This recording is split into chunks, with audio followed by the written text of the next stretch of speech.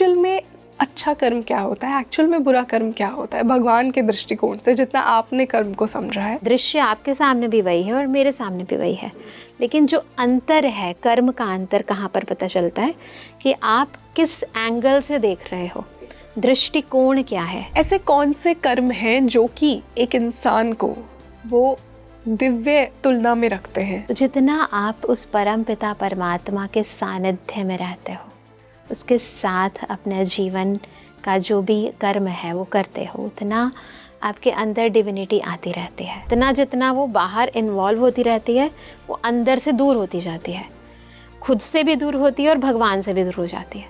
Because भगवान जो है वो हमारे ओरिजिनल स्वरूप का है, आत्मा का पिता परमात्मा है। क्वालिटी ऑफ आत्मा, सोल की जो है वो डाउनफॉल हुई तो डेफिनेटली उसके क्वालिटी ऑफ कर्मास है ना, जो है वो भी डाउनफॉल हो गए, तो कह देंगे पतित हो गई आत्मा। बहुत सी सोल्स को ना वो ज्ञात ही नहीं हो पाता है कि मैं उस परमात्मा का ही अंश हूँ, हम सब उन्हीं के बच्चे हैं। तो क्या चीज़ हमें उस ज्ञान के करीब जाने से रोकती है? जिस दिन हमें ये एहसास हो जाता है कि हम चेतन शक्ति हैं, हमारे कर्म करने की डायरेक्शन ही बदल जाती है। कोई इंसान पहली बार गलत काम करता है ना, तो उसके अंदर की जो इंट्यूशंस होती हैं वो उसको कहती हैं कि नहीं करो, ये गलत है, लेकिन हम दबा देते हैं। फिर एक बारी, फिर 2 बारी, फिर 3 बारी, फिर इतना दबा देते हैं कि उसके बाद फिर उठती नहीं है। फिर उसके बाद उसकी कॉन्शियसनेस जैसे मर जाती है। अगर आपको किसी के साथ कुछ करने के बाद भारीपन महसूस हो रहा है तो समझ के चलो आपका अकाउंट आपका क्लोज नहीं हुआ है, आपका अकाउंट ओपन हो रहा है। फर्स्ट टाइम हम किसी सोल से हमारा इंटरेक्शन हो रहा है तो क्या साइंस होंगे? मुझे जो भी हमें जिसके भी कांटेक्ट में आ रही हूँ, मुझे ये अपना डिसाइड करना है कि मेरे कर्म हमेशा राइट डायरेक्शन पर होने चाहिए। सफरिंग अभी कलयुग अंत में ज़्यादा है, इसीलिए मुक्ति अब चाहिए।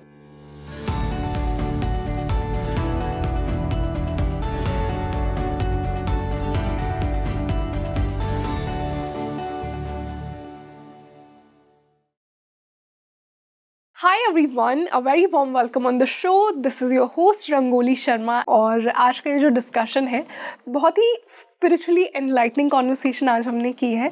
आज हमने कर्म को समझा है। कहते हैं कि आपके पूर्व जन्मों से कुछ नहीं आता, बस आपका कर्म आता है। उस कर्म के बेसिस पे आपको आपके माता पिता मिलते हैं, आपको अगला जीवन मिलता है, किस प्रकार के लोग आपको मिलेंगे, क्या आपकी लाइफ जर्नी होगी, सब आपके कर्मों का ही फल है। आज हमने उसी कर्म को समझा है कि भगवान की नज़र में अच्छा कर्म और बुरा कर्म क्या है। क्या साइंस होंगे एक इंसान की लाइफ में कि उसके बुरे कर्मों की सज़ा उसे मिलने वाली है? क्या सब कुछ ही प्रारब्ध है? अगर सब कुछ प्रारब्ध है तो जो इंसान आपको पीड़ा दे रहा है फिर उसकी क्या गलती? प्रारब्ध को कैसे समझा जाए? अगर हम कार्मिक सेटलमेंट कर लेते हैं, अगर कोई इंसान कर्म को बैलेंस कर लेता है, फिर भी उसे फिर से आना पड़ता है क्योंकि उसे कलेक्टिव कॉन्शियसनेस को बहुत कुछ देना है। तो फिर मोक्ष का क्या मतलब है, मुक्ति का क्या मतलब है, तो फिर हमारी सोल का अल्टीमेट गोल क्या है? आज ऐसे ही बड़े सवालों के जवाब मैंने ढूंढने की कोशिश की है इस पॉडकास्ट में। आपको बहुत मज़ा आएगा, स्पेशली अगर आप भी ऐसी ही स्पिरिचुअली एनलाइटनिंग कॉन्वर्सेशन सुनना चाहते हैं, ऐसे सवाल खुद से पूछते रहते हैं, खुद की सोल जर्नी के बारे में जानना चाहते हैं। तो आई थिंक कर्म एक वो चाबी है जो कि आपके अंदर के बहुत से बड़े सवालों का दरवाज़ा आपके लिए खोलती है, आपकी सोल जर्नी के लिए खोलती है। तो आइए हम चलते हैं आज की इस इंटरेस्टिंग यात्रा के ऊपर। और इसी स्पेशल जर्नी के लिए आज जो गेस्ट मेरे साथ जुड़ी हैं उनसे आप पहले भी मिल चुके हैं। I would like to welcome once again Brahma Kumari Aditi दीदी ऑन स्पीकिंग ट्री। अदिति दीदी, वेलकम टू स्पीकिंग ट्री। ओम शांति। ओम शांति। बहुत अच्छा लग रहा है। आज मैं आपसे कर्म की बात करना चाहूँगी। कहते हैं कि कर्म ही वही है जो आपके अगले जन्मों तक आपकी सोल के साथ ट्रांसफ़र होता है।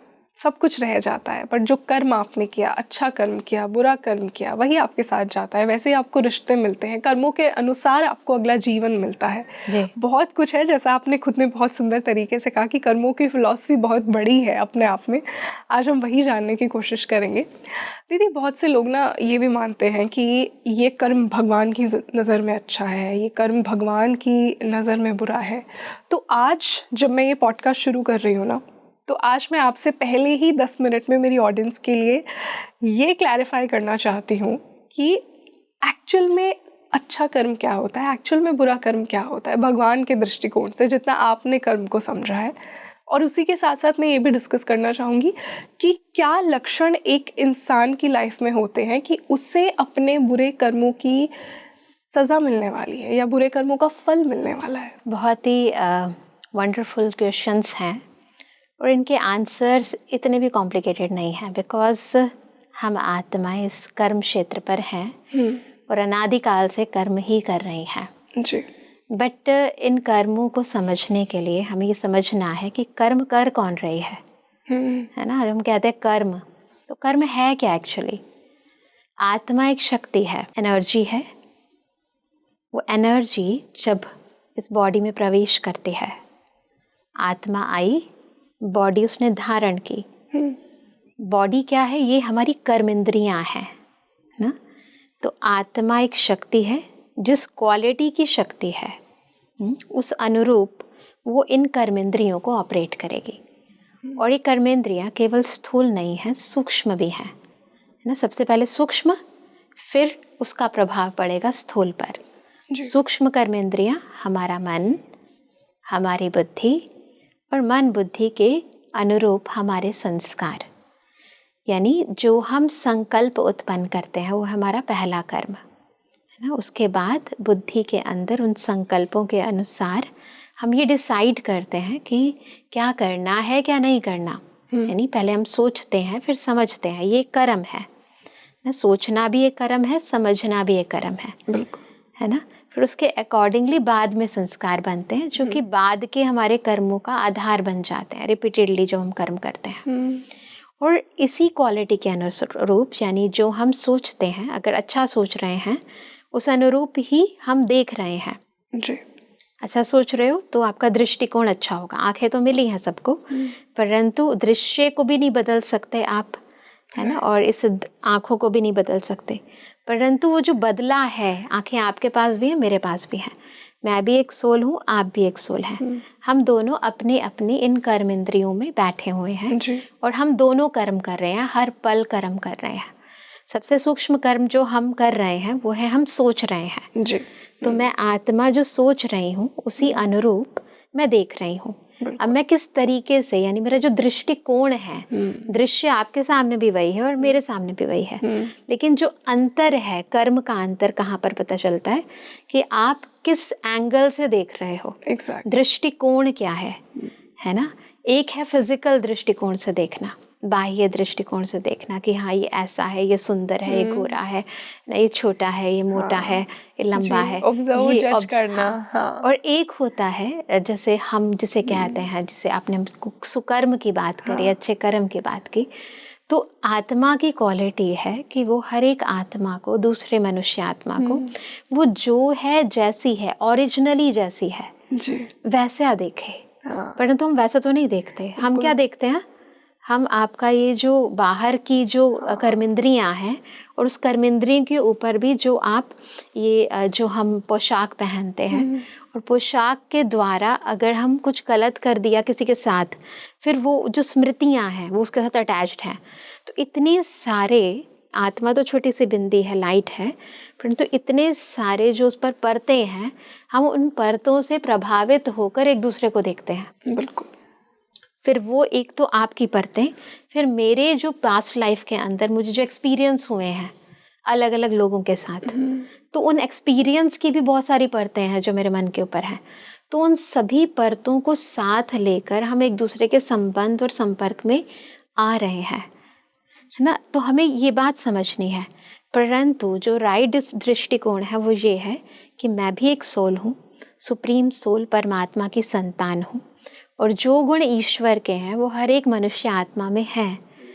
वो परमात्मा जो है शांति का सागर है, मैं भी मास्टर हूँ, मेरे अंदर भी वो शांति का गुण है, सुख का गुण है, आनंद का, प्रेम का, पवित्रता का गुण है। वैरी कर सकता है ना, अकॉर्डिंगली हर एक आत्मा की जो उसे अलग अलग तरह के परिस्थितियाँ लाइफ के अंदर मिली, उसके कारण वो शक्ति कितनी शीर्ण हो गई है, पर उसका कुछ ना कुछ अंश तो हर एक के पास है।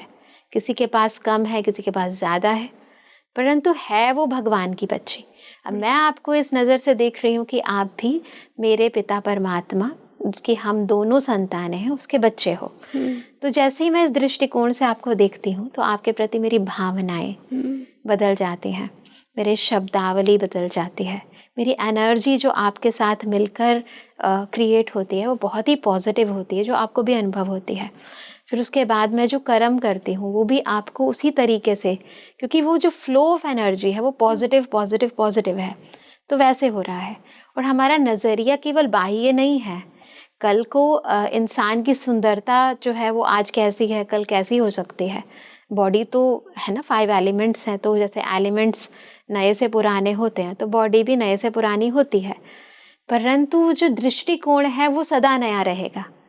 जिस नज़र से मैं आपको देख रही हूँ कि आप परमात्मा की संतान हो, ये नज़रिया मेरा बरकरार रहेगा जी। आपकी बाह्य परिस्थितियाँ, बाह्य भाव भंगिमा, आपका जो प्रेजेंटेशन है वो कुछ भी होती रहे, तो ये जो मेरा कर्म है वो मैं कर रही हूँ और उसका प्रभाव आप पर भी पड़ रहा है, और उसका जो मैं कर रही हूँ तो डेफिनेटली उस जो हम करते हैं तो उसका फल भी होता है।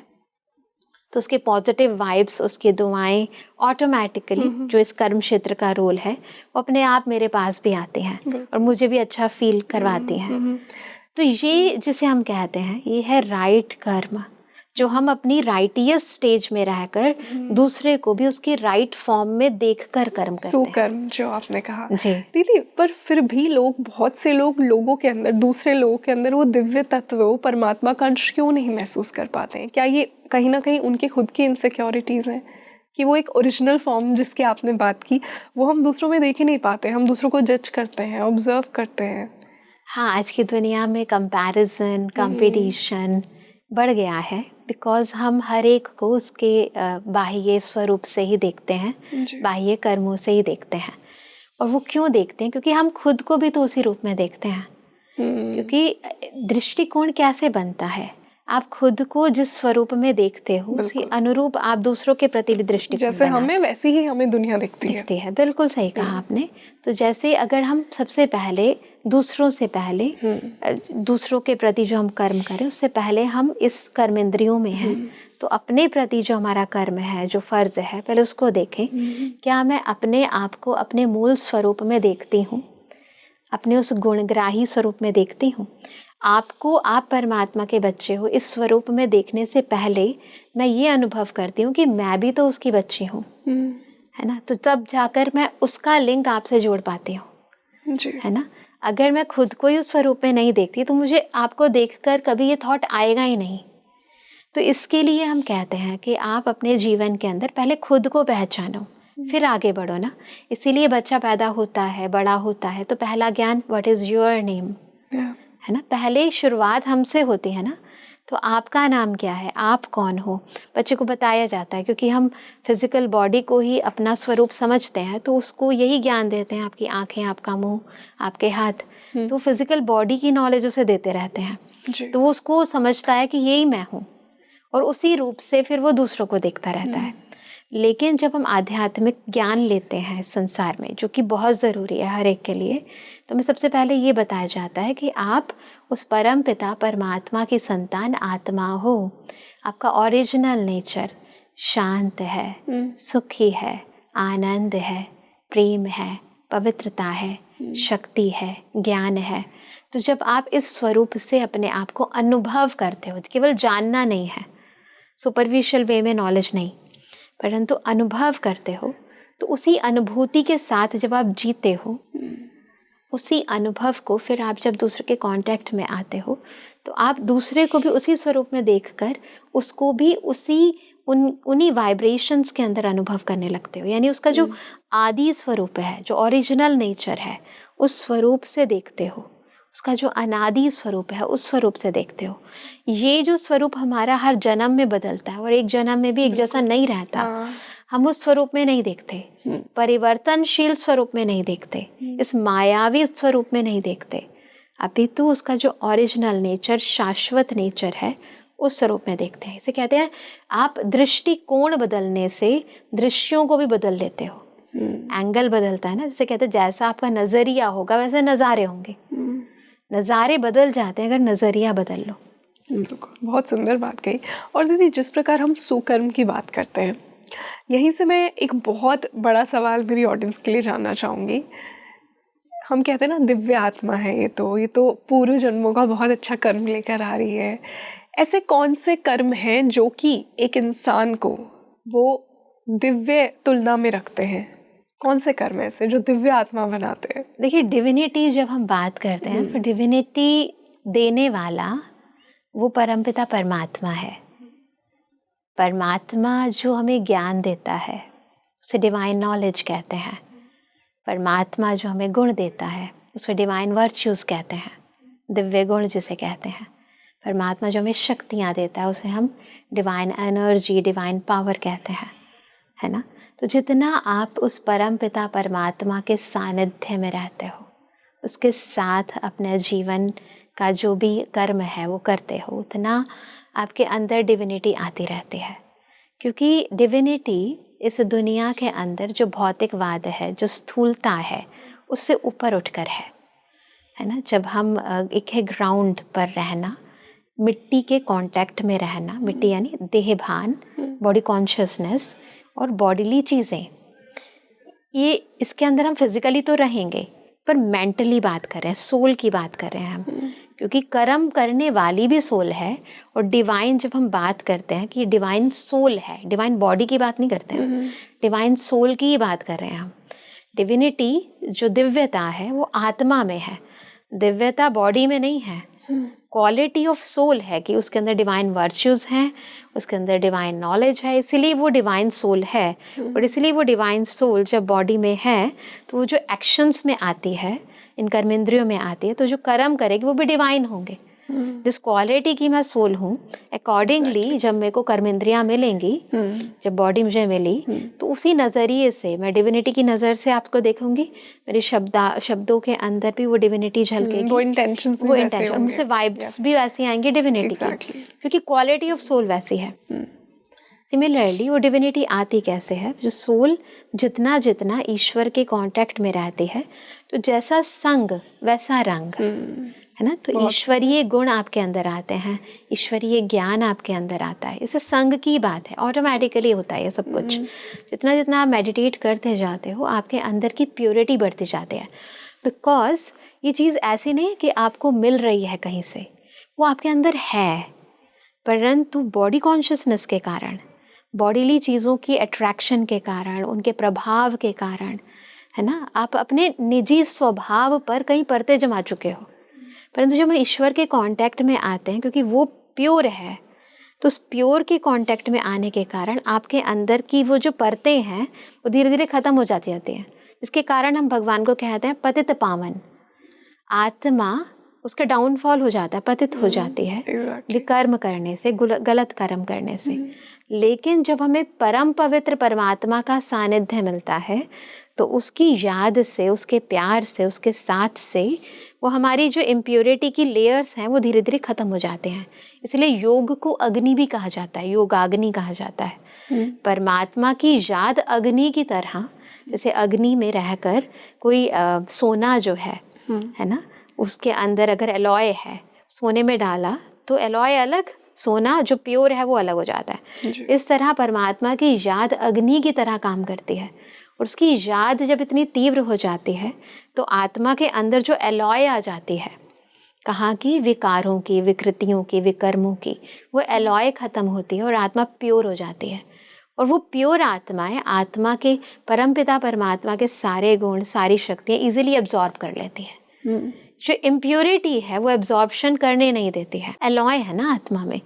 इसलिए भगवान को जब हम परमात्मा शिव को स्पेशली याद करते हैं तो कहते हैं कि भोले बाबा को तो भोले बच्चे पसंद है, है ना। भोले यानी इनोसेंट, उनके सारे भोले ही होते हैं ना। बच्चों को कहते हैं कि ये तो भगवान को जल्दी याद कर सकते हैं, और कर भी सकते हैं, ऐसा हमने देखा है, बिकॉज प्योरिटी है ना। भगवान जो है वो सुप्रीम मैग्नेट है, उसको अट्रैक्ट करने के लिए और उस पर न्योछावर होने के लिए वो जो हमारी अंदर है वो कोई ना कोई, वो जिसे हम कहते हैं मैग्नेट है, या हम जो आयरन है जिनके पर बहुत ज़्यादा जंक लग गया है, वो जंक जब तक नहीं उतरेगी तब तक हम उस मैग्नेट से अट्रैक्ट नहीं होंगे, बिल्कुल चिपकेंगे नहीं उसके साथ। ऐसा कहते हैं ना कि भगवान भी, अगर आपके अंदर जितनी प्योरिटी है, भगवान उतनी ही प्योर सोल्स को चुनता है।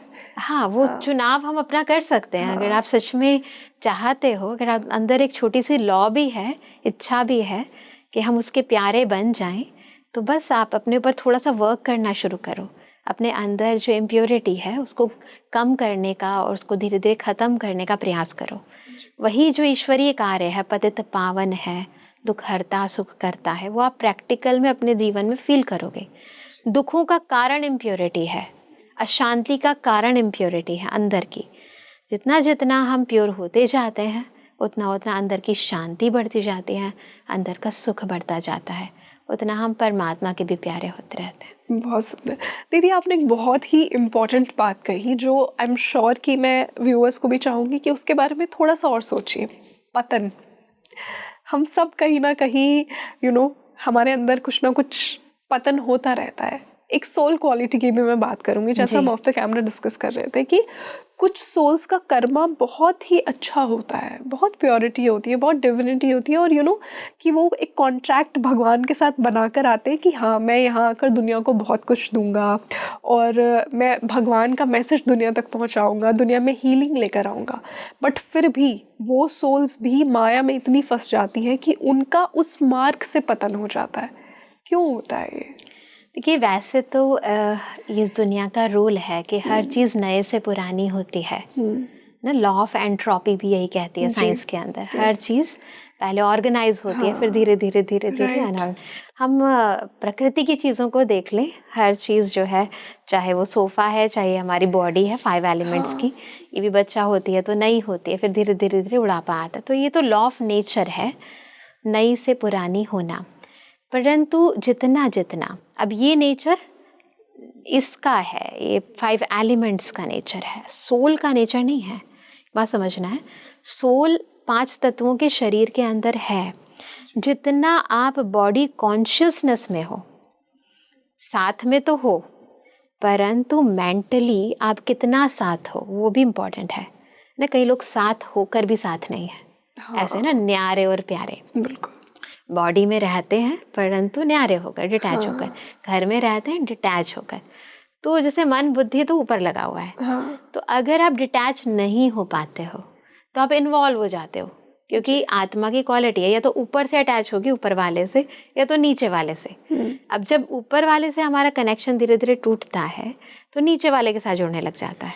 फिर नीचे जो हो रहा है वो तो हमें पता है, कलयुग के अंदर सब जगह बॉडी कॉन्शियसनेस है, नेगेटिविटीज़ हैं, तो फिर वो चीज़ें आत्मा के ऊपर हावी होने लगती है, और वही आत्मा के पतन का कारण है।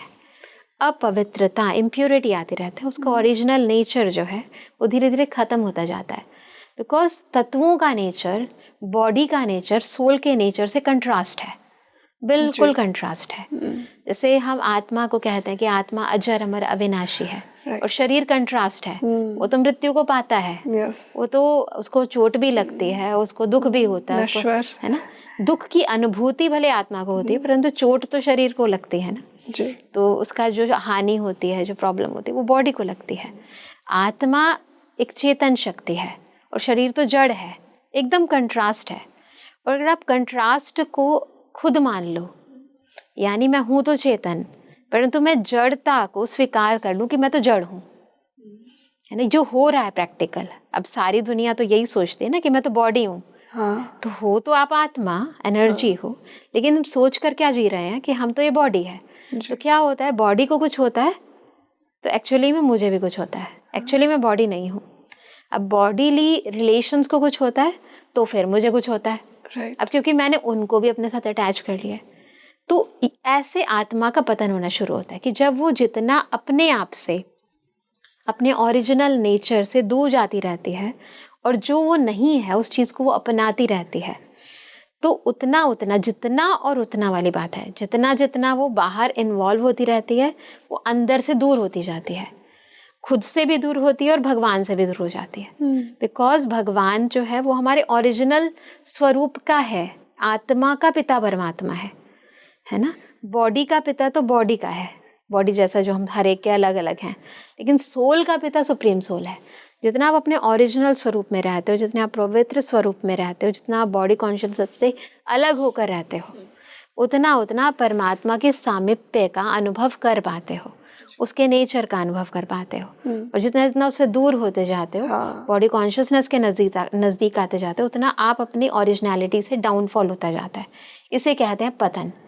तो जब हमें ये ज्ञान हो जाए कि राइट क्या है और रॉन्ग क्या है, ओरिजिनलिटी क्या है और आर्टिफिशियलिटी क्या है, तो हमें डेफिनेटली अपनी ओरिजिनल नेचर की तरफ जाना चाहिए, समझ आनी चाहिए। इसीलिए कहते हैं ज्ञान होना चाहिए इंसान को। और इस ज्ञान के आधार पर, जो कि बुद्धि का काम है, बुद्धि के कारण आत्मा की क्वालिटी बढ़ भी सकती है और कम भी हो सकती है। बुद्धि बल कहा जाता है जिसके कारण ना। बुद्धि जो है आत्मा की अगर खराब हो गई है ना, तो फिर उसको कहते हैं कि अच्छा ये मूढ़ मति, मति बुद्धि हुई ना जी। मत जो है ना, तो सारी मत का ही खेल है, राइट, वही सारी बुद्धि का ही है। पारस बुद्धि भी बन सकते हो, पत्थर बुद्धि भी बन सकते हो जी। तो दोनों में है। जैसे आपने कहा डिवाइन, डिवाइन भी डिविनिटी बुद्धि में आई है ना, तो कहते दिव्य बुद्धि का वरदान मिला है इसे, है ना। तो बुद्धि के अंदर ईश्वरीय ज्ञान है। तो ये बात हमें समझनी है कि जितना हमारी बुद्धि के ऊपर ये बाह्य चीज़ें प्रभाव डालती रहती हैं, उतना बुद्धि का पतन होता है। बुद्धि मन के संकल्प जो हैं, जो प्रभावित हो जाते हैं, और ये दोनों के कारण आत्मा के संस्कार बनते हैं, जो उसकी क्वालिटी डिसाइड करते हैं ना। तो जैसे जैसे आत्मा के संस्कार पतित होते जाते हैं, बॉडी कॉन्शियसनेस की थॉट्स बॉडी कॉन्शियसनेस से प्रभावित होकर हमारे बुद्धि, तो फिर हमारे संस्कार अकॉर्डिंगली हमारे डाउनफॉल होते जाते हैं। क्वालिटी ऑफ आत्मा, सोल की जो है वो डाउनफॉल हुई, तो डेफिनेटली उसके क्वालिटी ऑफ कर्मास है ना जो है वो भी डाउनफॉल हो गए, तो कह देंगे पतित हो गई आत्मा। अब उल्टा कर लो, परमात्मा के साथ कनेक्शन जोड़ लो, तो परमात्मा सुप्रीम सोल है, तो आत्मा की क्वालिटी अपलिफ्ट हो जाएगी, तो पावन हो गई आत्मा, है ना। इसलिए कहते हैं, भगवान को कहते हैं पतित पावन। उसके सानिध्य से आत्मा फिर से प्योर हो जाती है, फिर से रीजुवेनेट हो जाती है। बहुत सुंदर दीदी, आपने एक बात कही कि ज्ञान होना चाहिए। आई थिंक बहुत सी सोल्स को ना वो ज्ञात ही नहीं हो पाता है कि मैं उस परमात्मा का ही अंश हूँ, हम सब उन्हीं के बच्चे हैं। तो क्या चीज़ हमें उस ज्ञान के करीब जाने से रोकती है? ये सवाल मैं पूछना चाहूँगी। सिंपल है, डेफिनेटली अगर आप अज्ञान के अंदर ज़्यादा इन्वॉल्व हो तो ज्ञान से रिपल्शन ऑटोमेटिकली होगी। तो वो बनाया कैसे जाए वो कनेक्शन ज्ञान से? अगर सबसे पहले तो वो थॉट आना चाहिए। जैसे आपको आ रहा है विचार, तो पहले तो अज्ञानता में जो इंसान है, अज्ञान यानी नॉलेज नहीं है कि मैं परमात्मा की संतान हूँ, नॉलेज नहीं है कि मैं सोल हूँ, मैं एक एनर्जी हूँ, मैं मेटेरियलिस्टिक वर्ल्ड के कोई ऐसा नहीं है, दिखावे वाली चीज़ नहीं हूँ, मैं सत्य हूँ, मैं असत्य नहीं हूँ। इसलिए तो कहते हैं ना, अस्तो मा सद्गमय तमसो मा ज्योतिर्गमय। तो भगवान वहाँ ले जाता है हमें। तो पहले ये रियलाइजेशन ज़रूरी है, उसके बाद परिवर्तन चाहिए। पर दीदी, ये रियलाइजेशन क्या मैं ये खुद कर रही हूँ, ये परमात्मा चाहते हैं तभी करवाते हैं? क्योंकि कहीं ना कहीं जो आपने कहा कि ये रियलाइजेशन, ये जो थॉट आपको आएगा कि मुझे अज्ञान में रहना है या ज्ञान में जाना है, ये आंतरिक है। बिल्कुल अब आंतरिक है। ये तो शायद मुझे लगता है फिर मेरा कंट्रोल है ही नहीं इसके ऊपर, ये तो कहीं से मुझे डाउनलोड हो रहा है। देखिए, इसे भाग्य भी कह सकते हैं, परंतु भाग्य भी ऐसे नहीं बनता। आपने पूर्व जन्म में कुछ अच्छे कर्म किए हैं और कहीं ना कहीं वो आत्मा की लॉ कहीं ना कहीं है अंदर, तो जिसके कारण अंदर ये फीलिंग आती है कि नहीं, मैं फिर से वैसी बन सकती हूँ। एक होप होती है, एक आशा होती है कि yes I can do, I can change anything, कुछ है अंदर। तो जब तक कुछ ना कुछ अंश है आत्मा, क्योंकि है तो हम परमात्मा की संतान ही ना, अगर थोड़ा भी हमारे अंदर वो जागृति है, या हमारा ये भाग्य है कि हम ऐसे लोगों के सानिध्य में रहते हैं जो हमें बार बार अवेयर कराते हैं, तो ये अगर है तो ही आप आगे चलकर पुरुषार्थ कर पाओगे। अदरवाइज, क्योंकि पुरुषार्थ भी हम क्या कहते हैं, पुरुषार्थ ही यही है कि पुरुष बनकर रथ को चलाना। आत्मा पुरुष है, तो आत्मा समझकर इस बॉडी को चलाना, यही सबसे श्रेष्ठ पुरुषार्थ है। तो अगर आप ये करना प्रारंभ करो, अभी क्या हो रहा है, बॉडी समझकर है ना हम कर्म कर रहे हैं ना, कर तो रहे हैं पर बॉडी समझकर, परंतु जिस दिन हमें ये एहसास हो जाता है कि हम चेतन शक्ति हैं, तो हमारे कर्म करने की डायरेक्शन ही बदल जाती है।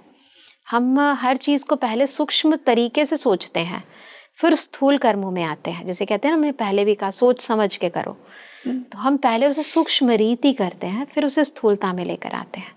पहले अंदर उसको नापते हैं, तोलते हैं, त्रिकालदर्शी बन जाते हैं, आदि मध्य अंत सोचकर फिर कार्य करते हैं, है ना, वो तब आता है जब आत्मा की चैतन्यता जागृत अवस्था में है। नहीं तो है तो सही, ये तो आप नहीं कहोगे कि सोल नहीं है, परंतु जैसे सुषुप्त अवस्था में है, आपने अपने निजी गुणों का, निजी शक्तियों का एक तरह से हनन कर रखा है, दबा रखा है। जैसे कोई इंसान पहली बार गलत काम करता है ना, तो उसके अंदर की जो इंट्यूशंस होती हैं वो उसको कहती हैं कि नहीं करो, ये गलत है, लेकिन हम दबा देते हैं। फिर 1 बारी, फिर 2 बारी, फिर 3 बारी, फिर इतना दबा देते हैं कि उसके बाद फिर वो उठती नहीं है। फिर उसके बाद उसकी कॉन्शियसनेस जैसे मर जाती है। आपने खुद ही, इसको कहते हैं, जो लोग कहते हैं ना आत्महत्या, एक्चुअली हम ये नहीं कहेंगे कि बॉडी को मारा, यहाँ आत्मा की हत्या है। आपने अंतर आत्मा की पुकार की हत्या कर दी। एक्चुअली ये इंसान जब बार बार करता है तो उसकी क्वालिटी ऑफ सोल डाउन हो जाती है। बिल्कुल। और ऐसे कहते हैं ना कि खुद की जान लेना तो एक ऐसा कर्म है जिसके लिए परमात्मा भी कभी आपको माफ नहीं करेंगे। जी दीदी, यहीं से ना मैं प्रारब्ध की भी बात करना चाहूँगी। हमें ऐसा कहा जाता है कि जो आपने पूर्व जन्म में किया ना, उसका फल आपको मिलेगा, भोगना पड़ेगा। और हम सब कहीं ना कहीं, जैसा हम बात कर रहे थे कि कोई सिनर किसी लाइफ में सेंट भी बन सकता है, हम सब ने कहीं ना कहीं बहुत बुरे कर्म भी किए हैं। तो अगर पीड़ा लिखी है किसी इंसान के जीवन में उसके प्रारब्ध के बेसिस के ऊपर, तो जो इंसान आपको पीड़ा दे रहा है फिर उसकी क्या गलती? ये नहीं है, इसमें सबसे बड़ी बात ये समझनी है, ये ठीक है कि हमने किसी के साथ गलत किया है और फिर वही आपके साथ अगर बुरा कर्म कर रहा है ना, तो जैसे कहेंगे जैसा किया है, जैसी करनी है वैसी भरनी हो रही है। जिसके साथ आपने करनी की है और वही व्यक्ति आपको भरनी दे रहा है। बट एट प्रेजेंट कैसे पता चले कि आप अपना नया अकाउंट बना रहे हो? एग्जैक्टली। या फिर आप अपने पिछले जन्म का जो अकाउंट है वो क्लियर कर रहे हो? बिल्कुल। और जितना आपने उसके साथ अकाउंट बनाया है उतना ही क्लियर हुआ है, या एक्स्ट्रा कुछ और ऐड हो गया है, या कुछ और न्यू बन गया है? तो ये इम्पॉर्टेंट पॉइंट है इसके अंदर। सबसे पहली बात ये है कि हम ये सोचकर कि ठीक है अभी ये तो पुराना अकाउंट क्लियर हो गया, हम अपने आप को थोड़ा सा प्रोटेक्ट कर लें और अपने कर्मों को थोड़ा सा ये कहें कि अपना एक्सक्यूजेस होते हैं ना इंसान के, कि तो होना ही था। हाँ, ये तो होना ही था। तो हम इस तरह से अपने आप को इन कर्मों के जाल से बचा नहीं सकते हैं, क्योंकि आपको ये रियलाइजेशन ही नहीं है कि आप पिछला अकाउंट क्लियर कर रहे हो या नया अकाउंट ओपन कर रहे हो। और पॉजिटिव अकाउंट ओपन कर रहे हो, दैट्स वेरी गुड। बट अगर नेगेटिव है तो फिर आपका फिर एक और नया माया जाल क्रिएट हो जाएगा, चक्र चलता रहेगा। वो तो आपका लेना देना चलता ही रहेगा।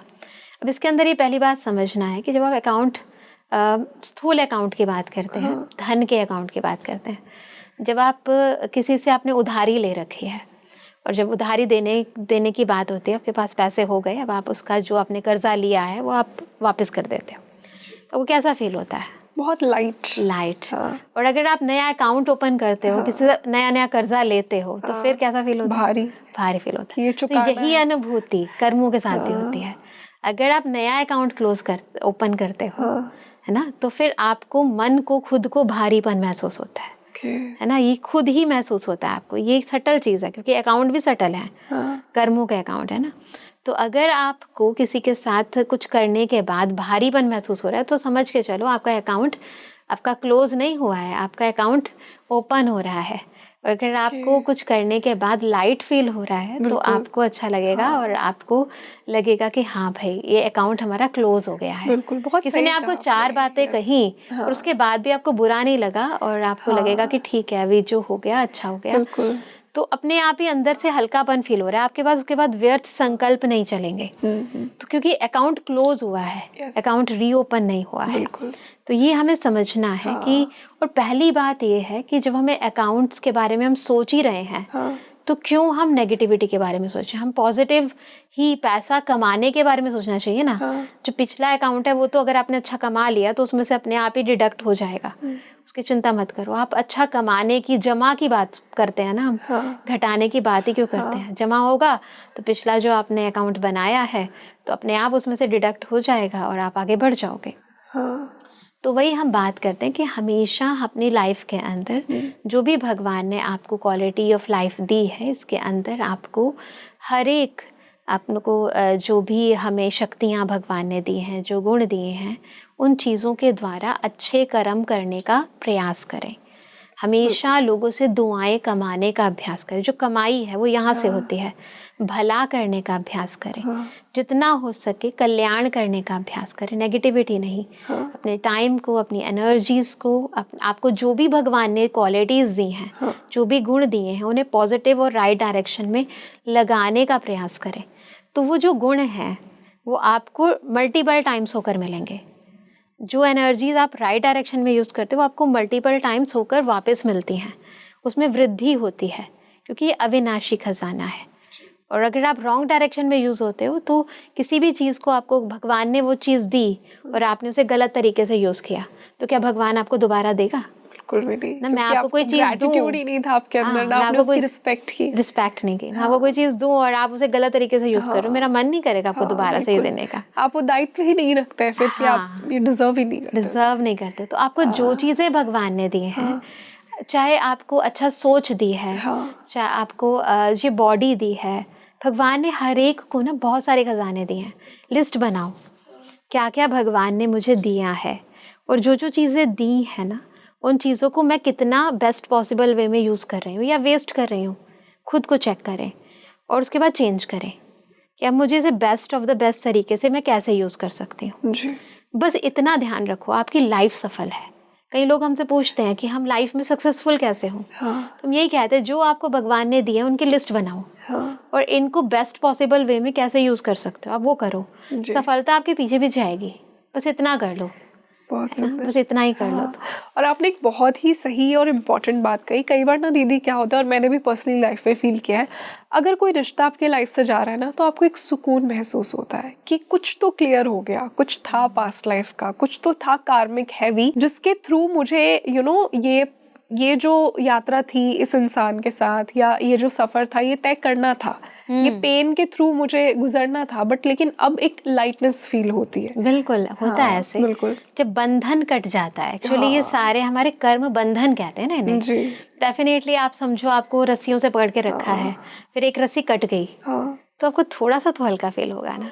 तो वही चीज़ है, ये भी कर्मों का बंधन है एक्चुअली। इसने आत्मा को जकड़ के रखा है, पकड़ के रखा है। राइट। जब वो कटता है तो आपको बहुत अच्छा फील होता है। यू फील लाइक बंधन मुक्त हो गई मैं। बिल्कुल। और मैं दीदी ये भी हाईली बिलीव करती हूँ कि कुछ लोग ना हमारी लाइफ में इसीलिए आते हैं कि हमें वो कहीं ना कहीं उस कनेक्शन से ही मुक्त करवाने के लिए आते हैं। आप भी मुझे कमेंट सेक्शन में बताइए कि आपको भी कभी किसी सोल के साथ ऐसा फील हुआ हो कि हाँ, इनके साथ कुछ था कार्मिक सेटलमेंट और अब वो पूरा हो गया है।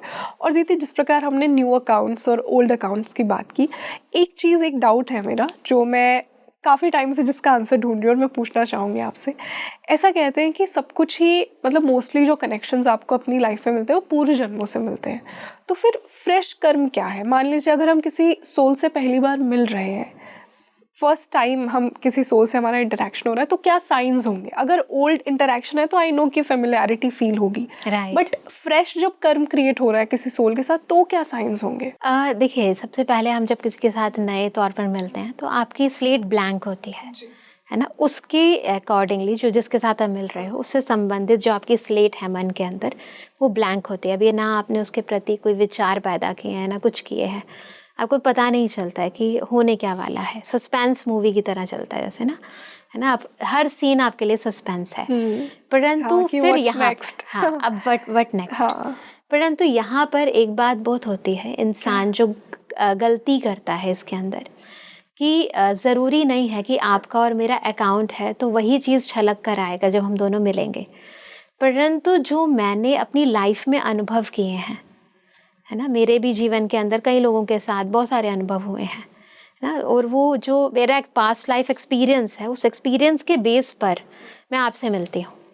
ऐसा नहीं है कि मैं अभी आपसे मिली हूँ तो बिल्कुल ही कुछ नहीं है, परंतु मेरे अंदर बहुत सारे लोगों से जो आप जैसे हैं मैं उनसे मिली हूँ। इस जन्म में नहीं, पिछले जन्म में मिली हूँ। वो जो मेरा एक्सपीरियंस है, तो उस एक्सपीरियंस के आधार पर मैं उस आत्मा के साथ मिलती हूँ, है ना। तो अभी ये तो पता नहीं है, आप कैसे जज करोगे कि ये नई है या पुरानी है, परंतु मुझे ये अपने दिमाग में रखना है कि मुझे किसी के साथ भी, नई हो पुरानी हो, क्योंकि मेरे लिए तो वो नई है पुरानी भी है तो भी मेरे लिए एट प्रेजेंट तो वो नहीं है वो हमें क्योंकि याद ही नहीं है, याद ही नहीं है ना, जिस चीज़ की याद ही नहीं है तो हम जज कैसे कर सकते हैं। बिल्कुल। तो मुझे जो भी हमें जिसके भी कांटेक्ट में आ रही हूँ, मुझे ये अपना डिसाइड करना है कि मेरे कर्म हमेशा राइट डायरेक्शन पर होने चाहिए। मैं दूसरा क्या कर रहा है, वो क्या सोच रहा है, उस पर मेरा कोई कंट्रोल नहीं है, पर मैं क्या सोच रही हूँ, मैं क्या बोल रही हूँ। अगर पिछला नेगेटिव कर्म भी है तो भी मुझे तो सेटल करना ही है ना, मुझे तो अच्छा ही करना है ना उसे। तो मेरा हमेशा पुरुषार्थ यही चलता रहना चाहिए कि मैं बेस्ट ऑफ द बेस्ट दूं। जैसे एक एक्टर होता है ना, तो एक्टर को परफॉर्मेंस करने के लिए कहा है तो एक्टर अपना बेस्ट करता है। तो ये लाइफ भी, ये दुनिया भी एक स्टेज की तरह है और हम सभी सोल्स एक्टर हैं। और ये हमारा कॉस्ट्यूम है, बॉडी, कर्मेंद्रियां। अब आप इस कॉस्ट्यूम के थ्रू द बेस्ट करो, ये आपका लक्ष्य होना चाहिए। बेस्ट परफॉर्मेंस दो।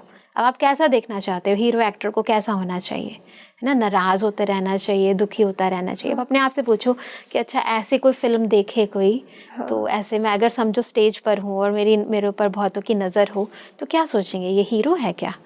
नहीं। अगर अपने आप को यही सोचो कि मुझे अपना बेस्ट परफॉर्म करना है, इतना ही मन में हो ना, तो आपकी कोई भी एक्शन खराब नहीं हो सकते। बस इतना ही दो, मुझे बेस्ट देना है।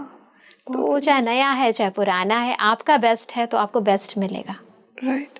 दीदी, कुछ समय पहले, कुछ साल पहले जितना मैंने लाइफ को समझा था ना, मैं ये मानती थी कि हमारी आत्मा का अल्टीमेट गोल ना मोक्ष है। और मोक्ष कैसे मिलेगा? जब सारा कार्मिक सेटलमेंट हो जाएगा, किसी से कोई अटैचमेंट नहीं रहेगी, ना माता पिता से, ना सिबलिंग से, ना पति पत्नी से, ना बच्चों से, ना इस माया से। जब हम यहाँ से डिटैच हो जाएंगे ना तो हमें मोक्ष मिल जाएगा। बट अभी कुछ समय से मुझे जो अंडरस्टैंडिंग हुई है ना कि मोक्ष भी टेम्पररी है। बहुत सी ऐसी सोल्स होती हैं जिनके अंदर ये पात्रता होती है कि उन्हें मोक्ष मिले, बट फिर भी वो इस दुनिया में फिर से आती हैं because they want to contribute to the higher consciousness. जी। तो मान लीजिए कि अगर एक सोल अपना कार्मिक सेटलमेंट कर लेती है तो फिर अल्टीमेट गोल क्या है? अगर मोक्ष नहीं है, अगर फिर से वो सोल आएगी, क्योंकि ये जर्नी तो चलती रहेगी, अगर एक साइकिल पूरी हुई तो दूसरी स्टार्ट हो जाएगी। तो फिर इस कार्मिक सेटलमेंट का मतलब क्या है? देखिए, ये बात तो समझने की है कि जैसे हम कहा कि all the world a stage, एक स्टेज की तरह है, और जब एंड होगा तो डेफिनेटली हम देखते हैं किसी भी फिल्म के एंड के अंदर कार्मिक सेटलमेंट होती है। और ये जो टाइम चल रहा है सारे वर्ल्ड के अंदर, ये सेटलमेंट का ही चल रहा है। जो हम देखते हैं पता ही नहीं चलता कि हमारे मन में बार बार प्रश्न आते हैं कि इसके साथ ऐसा क्यों, छोटा बच्चा है उसके साथ ऐसा क्यों। एक्चुअली ये सारी कार्मिक सेटलमेंट ही हो रही है सारे संसार के अंदर।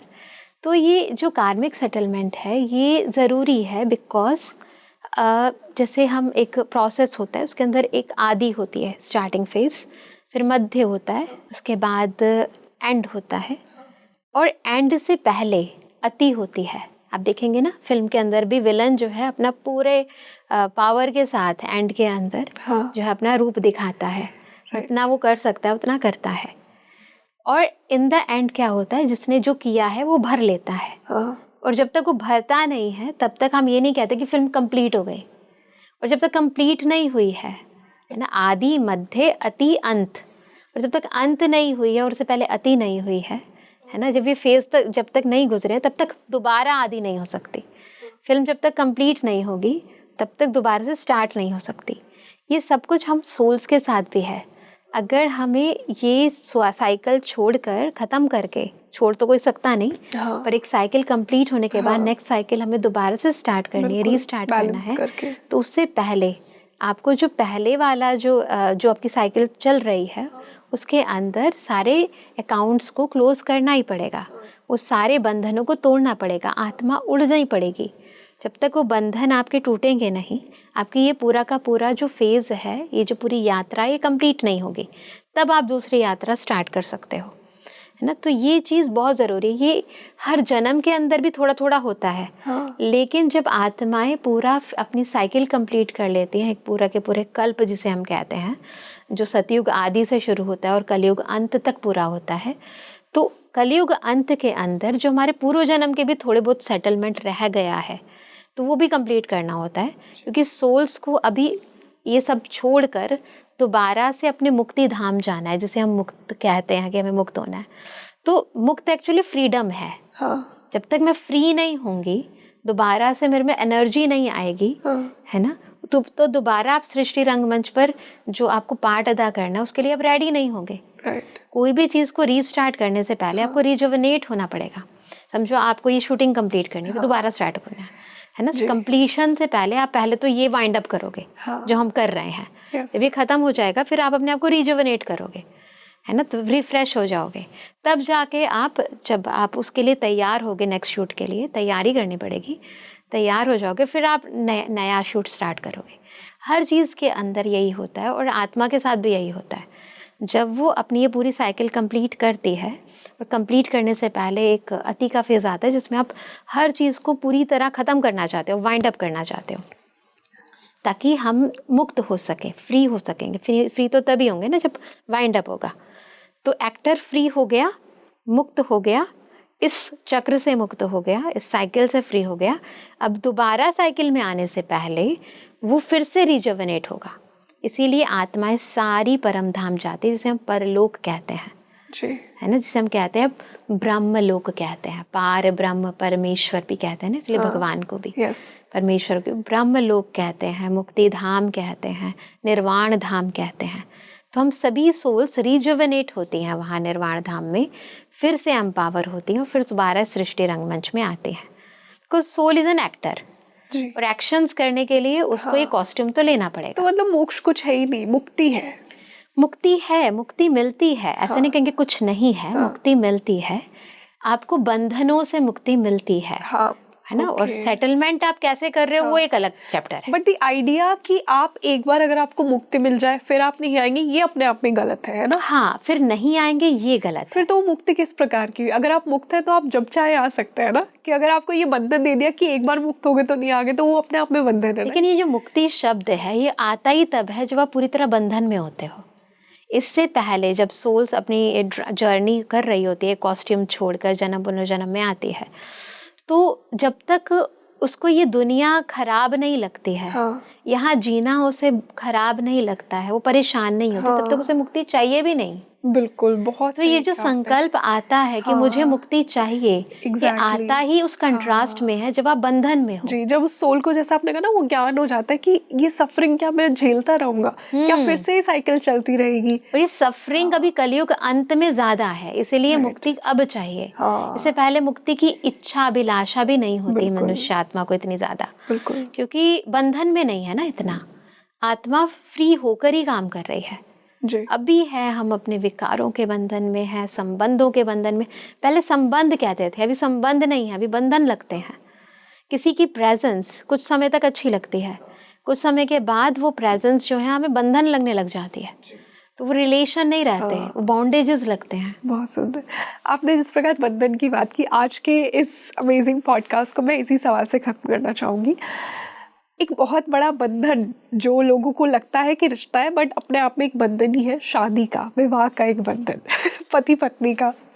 यहाँ पे मेरा सवाल ये होगा दीदी कि जब दो सोल्स मिलती हैं, उनका यूनियन होता है, तो क्या एक का कर्म दूसरे के कर्म को प्रभावित करेगा? और ये मैं इस कॉन्टेक्स्ट में पूछ रही हूँ, मान लीजिए कि एक बहुत ही सात्विक सोल है, उसने बहुत ही सुकर्म किया है और उसका विवाह किसी कारणवश, क्योंकि उसका भी कुछ कर्म था, एक ऐसी सोल के साथ हुआ जिसका थोड़ा तामसिक कर्म है, तो क्या इस तामसिक कर्म वाली सोल का जो कर्म है वो इस सात्विक सोल को अफेक्ट करेगा? ऐसा नहीं होता है कि आप कोयले की खान में जाएं और आपका इसके ऊपर कोई दाग ही ना लगे। What an example. आप किसी के सानिध्य में रहते हो तो उसका संग का रंग आप पर ना लगे, ऐसा नहीं होगा। अब ये डिपेंड करता है ना, क्योंकि आप एक तरफ हमें कंट्रास्ट वाली सिचुएशन बता रहे हो, एक सात्विक है और एक थोड़ी तामसिक है ना, कंट्रास्ट वाली है। अब उसकी सात्विकता का लेवल कितना है और उसकी तामसिकता का लेवल कितना है, उस अनुरूप प्रभाव पड़ेगा, है ना। अगर उसकी, जैसे समझो मैथमेटिक्स के अंदर प्लस ज़्यादा है, तो जो प्लस और दूसरा माइनस है ना, अगर प्लस ज़्यादा है तो जो प्लस माइनस का रिजल्ट होगा वो प्लस में आएगा। और अगर माइनस ज़्यादा है तो प्लस माइनस का रिजल्ट है, उसके आगे जो मार्क लेगा माइनस होगा। तो यहाँ भी हम जब मिलते हैं, किसका प्रभाव किस पर पड़ता है वो इस प्लस और माइनस पे डिपेंड करता है, आपकी नेगेटिविटी ज़्यादा बड़ी है या उसकी पॉजिटिविटी ज़्यादा बड़ी है। बहुत ही राइट एग्जाम्पल आपने दिया। जी। बिल्कुल, बहुत सुंदर दीदी। एंड आई एम श्योर कि आज के इस पॉडकास्ट में ना जो हमने कोशिश थी, जो हमारी ये पॉडकास्ट स्टार्ट करते हुए, कि ये जो डीप फिलॉसफी है कर्म की, इसको हम थोड़ा और प्रभावशाली तरीके से समझेंगे। तो मैंने यहाँ बैठकर तो किया ही, आई एम श्योर कि मेरी ऑडियंस ने भी किया होगा। So thank you so much for giving us your time today. तो बहुत मज़ा आया, बहुत अच्छा लगा। So thank you so much for joining us. Thank you. ओम शांति। ओम शांति। So you tell me in the comment section कि आपको आज का ये पॉडकास्ट कैसा लगा। हमने एक थोड़ा सा स्पिरिचुअली हैवी टॉपिक उठाया, कर्म। कुछ लोगों के लिए हैवी हो सकता है और कुछ लोगों को लाइट भी फील करवा सकता है, but I think in itself it's a very intense topic, क्योंकि कहीं ना कहीं हमारी सोल की जो जर्नी है वो हमारे कर्मों के ऊपर बहुत ज़्यादा डिपेंडेंट होती है। हमारे कर्म ही फाउंडेशन होती है। तो आज हमने उसी को जानने की कोशिश की।